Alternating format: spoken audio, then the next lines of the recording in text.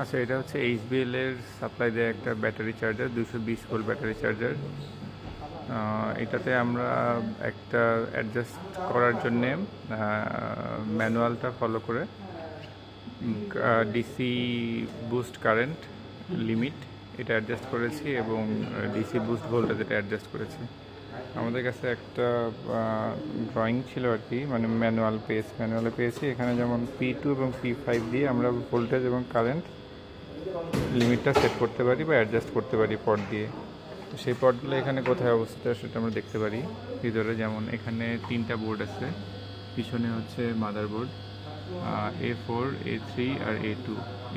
A4 হচ্ছে power supply board, A3 হচ্ছে আমাদের এই বোর্ডটা আর কি, যেটা দিয়ে আমরা কাজ করবো। এটা হচ্ছে মেইন কন্ট্রোল বোর্ড।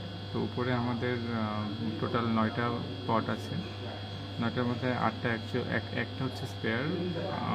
তো ওখানে আমরা উপর থেকে 2 নাম্বার এবং 5 নাম্বার পটটি কন্ট্রোল করে, প্রথমে 5 নাম্বার কন্ট্রোল করে কারেন্টটা সেট করেছি, মানে লিমিট সেট করেছি। তারপর 2 নাম্বার পটটা দিয়ে আমরা ভোল্টেজটা সেট করেছি।